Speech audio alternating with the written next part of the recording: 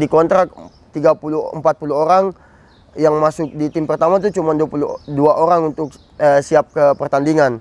Nah, di situ yang masuk line up cuma 20 orang apa 18 orang. Nah, di situ persaingannya sangat ketat, bukan cuma pemain senior, tetapi pemain junior dan senior tuh digabungin. Jadi kalau pemain seniornya nggak maksimal, dia masuk ke tim kedua.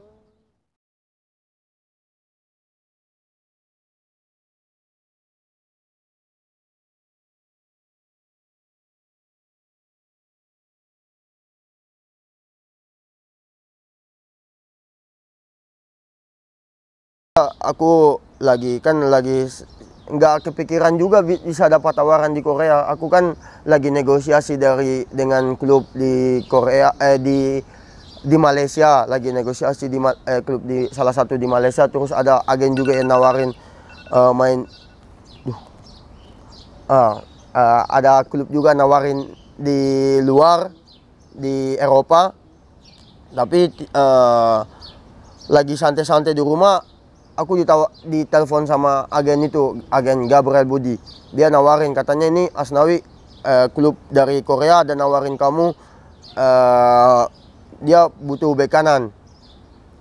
Saya bilang, oh iya nggak apa-apa, kita gimana ininya, maksudnya persetujuannya gimana, persyaratannya gimana dan lain-lain. Terus habis itu dia katanya nunggu, dia minta rekomendasi dari Coach Sintayong dulu.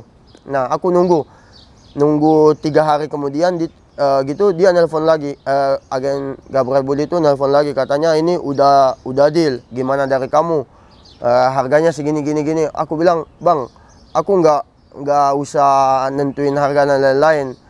Oke, pokoknya kalau harga nggak ada masalah buat saya, yang jelas kalau udah deal semuanya aku tanda tangan dan siap berangkat. Terus seminggu kemudian ini langsung disuruh ke Jakarta, langsung disuruh berangkat. Itu tiba-tiba banget. Aku kan mikirnya 1 bulan ke depan baru berangkat, itu langsung nunggu kayak besok langsung berangkat ke Jakarta. Terus aku nanya, ini balik lagi ke Makassar nggak? Enggak, langsung berangkat ke Korea. Nah, jadi aku langsung kayak ngabarin ibuku, kan aku lagi di rumah, ibuku lagi keluar, aku ngabarin besok aku udah mau berangkat nih, aku mau berangkat. Ibuku langsung balik kayak panik gitu kan, soalnya kan orang tua juga salah satu kayak gimana ya, maksudnya paling sedih lah aku maksudnya bisa berkarir di luar terus harus jauh dari mereka kan. Dan kayak gimana ya, orang tua aku tuh kayak, aku sempat berdebat juga setelah yang kayak sebelum ditawarin itu, yang hari pertama ditawarin aku berdebat sama orang tua aku. Kan aku maksudnya di Indonesia kan ya alhamdulillah harga lumayan lah. Terus dapat keluar harga menurun. Terus ayah dan ibu aku katanya, ngapain keluar? Kan kita ekspektasi orang tua tuh kalau keluar negeri dapat harga tinggi.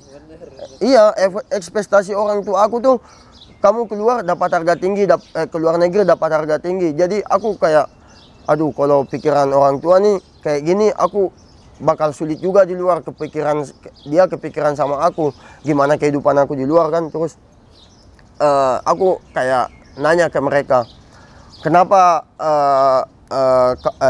maksudnya bapak saya kan bapak saya yang paling ini, soalnya kan dia asisten di PSM juga kan. Kenapa kamu pengen keluar terus harga kamu menurun?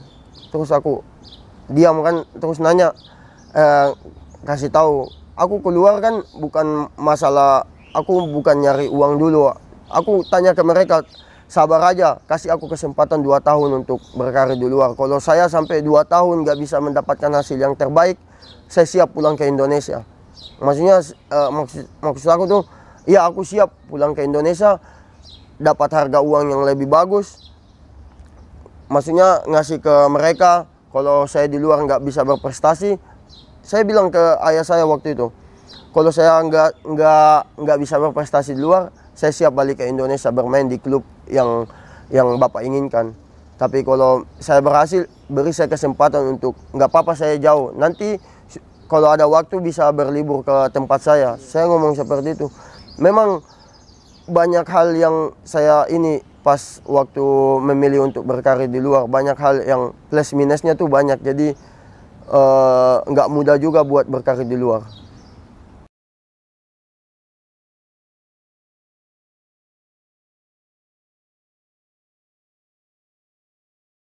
Indonesia tuh menurut Azrawi?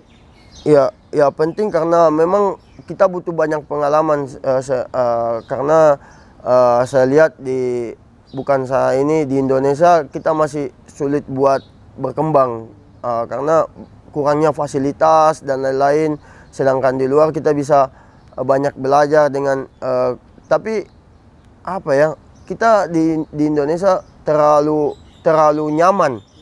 Jadi sehingga saya buat memilih berkarir di luar tuh butuh pengalaman yang baru, butuh perkembangan yang bisa lebih baik, dan ini juga kan bukan buat diri saya sendiri, buat Indonesia juga, sehingga kita bisa memberikan dampak yang baik buat anak-anak muda nanti di Indonesia.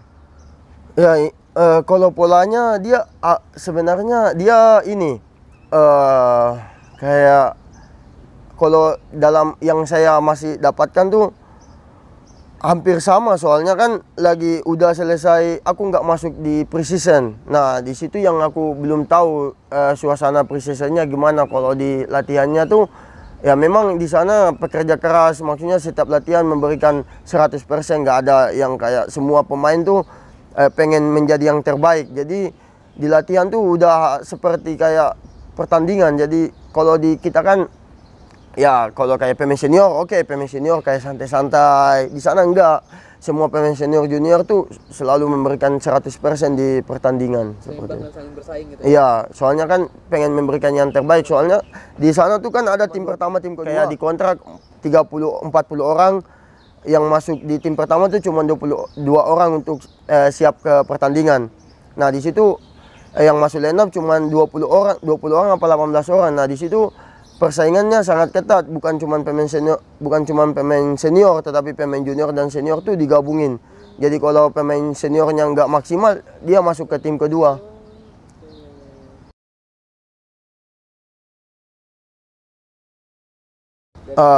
Kalau bahasa memang ada, karena saat instruksi di luar lapangan tuh kita butuh kayak penjelasan yang lebih.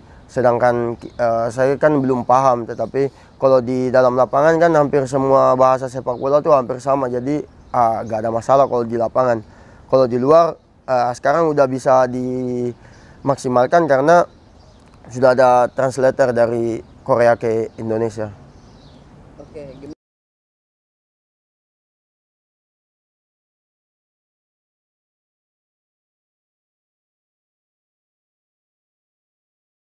Ada apa gitu?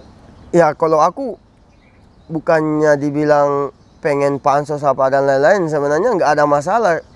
Itu malah berdampak positif buat kita, buat negara kita. Soalnya kan buat pemain-pemain Indonesia juga, sehingga kita bisa dikenal di masyarakat Korea. Oh, pemain Indonesia ada yang bisa bermain di sini, ada yang bisa berkembang di sini. Nah, saya pribadi bagaimana caranya saya bisa memberikan kontribusi yang baik buat tim di sana, sehingga media bisa memberikan dampak positif juga buat kita semua di Indonesia. Oh, pemain Indonesia ada yang bisa berkembang, ada yang bisa berprestasi di sini. Kita bisa panggil pemain Indonesia yang lain untuk berkarir di sini, bukan cuma saya. Jadi memang ini salah satu batu loncatan buat pemain-pemain Indonesia. Tetapi saya juga sebagai pemain yang pertama bermain di sana harus membuktikan diri, sehingga klub-klub di sana bisa meyakinkan kalau oh, pemain Indonesia ada yang layak untuk bermain di Korea. Oke.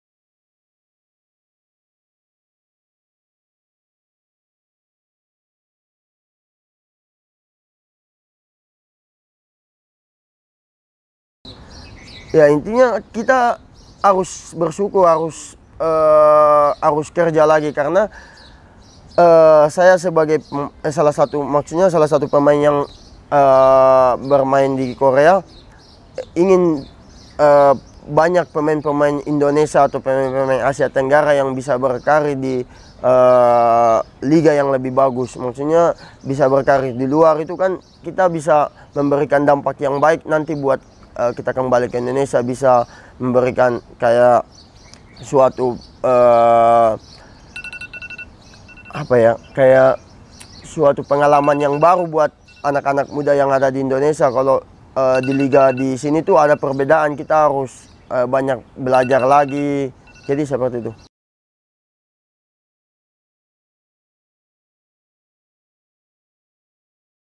Target saya ya pasti sebagai pemain ingin membawa timnya ke tingkat yang lebih bagus seperti kan sekarang di K-League 2. Saya sebagai pemain ya pengen membawa Anseng ke K-League 1. Tetapi memang butuh kerja keras sebagai pemain, apalagi saya sebagai pemain asing di sana harus memberikan dampak yang baik, harus membantu tim, bukan sebagai pemain Korea, tetapi aku sebagai pemain asing harus memberikan dampak yang baik buat tim, harus memberikan kontribusi yang baik sehingga kita bisa membantu tim dan bisa mengangkat tim ke tingkat yang lebih bagus. Yang meyakinkan saya ya karena memang impian saya, karena impian saya.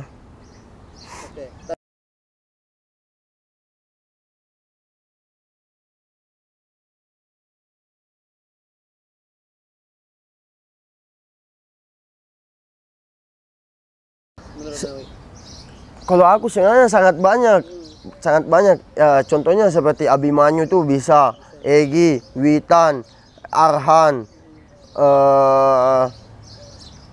siapa lagi ya? Banyak sih yang layak. Tapi yang 4 orang tuh ya sepertinya sangat layak buat bermain di sana.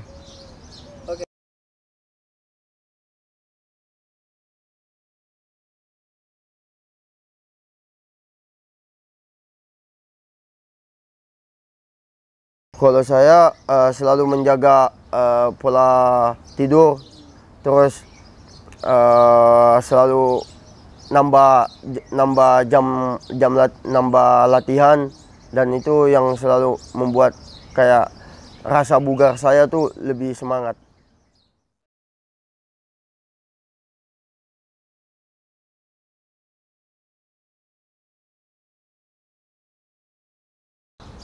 Impian saya bukan tetap bermain di luar. Maksudnya saya harus tetap bermain di luar Indonesia sehingga saya pengen memberikan kontribusi buat Indonesia nanti. Bukan cuma saat ini tetapi nanti buat di tim senior saya ingin memberikan prestasi yang bagus di timnas senior. Buat tambah pengalaman dan